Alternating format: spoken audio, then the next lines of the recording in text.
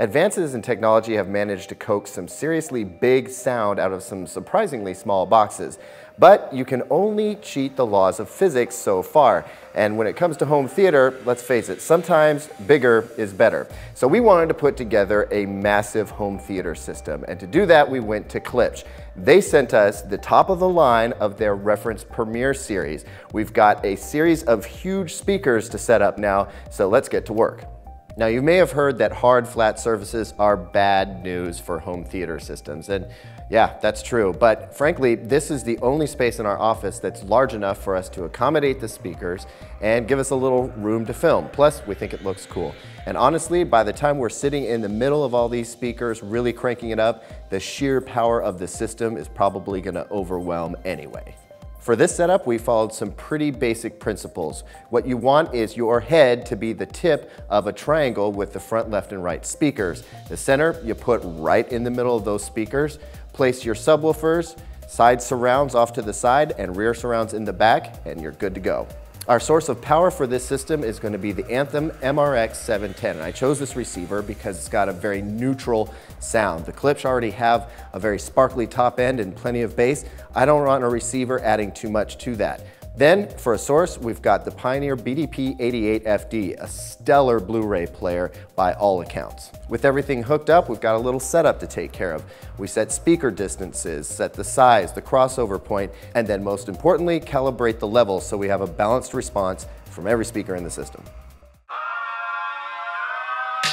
Oh my God. I mean, we haven't even turned this thing on yet, and already you can tell it's a badass system. You don't have to know anything about home theater to see that. And something else I've noticed too, when you have a huge array of these copper drivers surrounding you, I mean, it really makes quite an impression. It is a mean looking home theater system.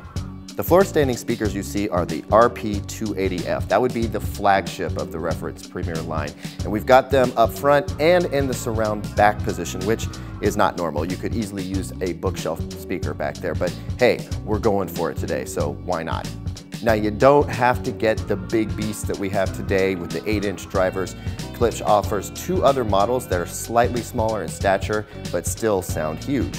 The center channel is the RP-450C. It's got 4 of those 5¼ inch drivers with a 1-inch Tractrix Horn tweeter, and you can probably tell by the size of the cabinet, it can create a generous amount of bass. In fact, I could list this as a large speaker in the system, and it wouldn't need to rely on the subwoofers at all. The surround speakers are the RP-250S, and if you've not seen this kind of design before, it's a bipolar design. So you have sound being shot from 2 different directions, but not directly at your ear. And that gives you a very diffuse surround sound. So it doesn't sound like the sounds are coming from the speaker, it sounds like they're coming from the entire wall. And finally, we get to the foundation of the system. This is the R115SW 15-inch 800-watt subwoofer with a forward vented enclosure. And I gotta tell you, what makes this system rock so hard are these subwoofers. Now, you could get away with 1 subwoofer, that would be fine. But again, we're going crazy today, so we've got 2. And actually, when you place multiple subwoofers in a room, it doesn't just get louder, it gets more even. So every seat in the house is a great seat. And I'd have to say, my seat is looking pretty awesome right now.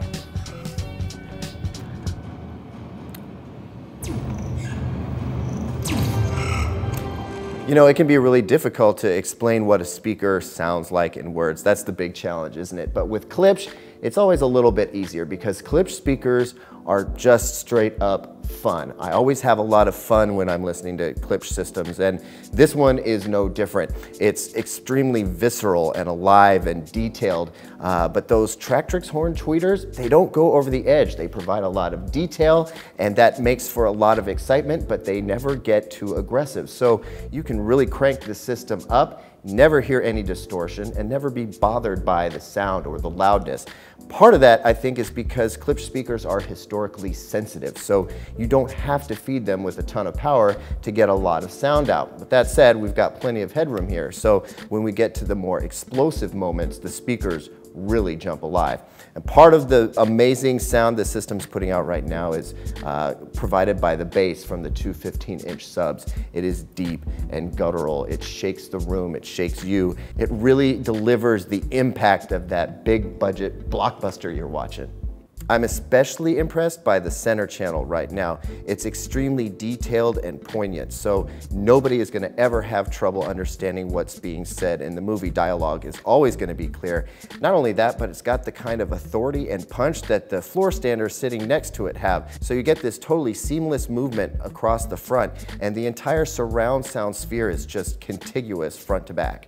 This entire system with the dual monster subs and the 4 towers cost $5,500. Now granted, that's a lot of money, but we went all out and we still only got to $5,500. I know some systems that start at $6,000. So I'd say you're getting some pretty impressive bang for your buck. And it's not just a bunch of loud bang either. The speakers have a certain refinement to them. This is a classy experience. And I think Klipsch really helped to redefine their premium line of speakers this year.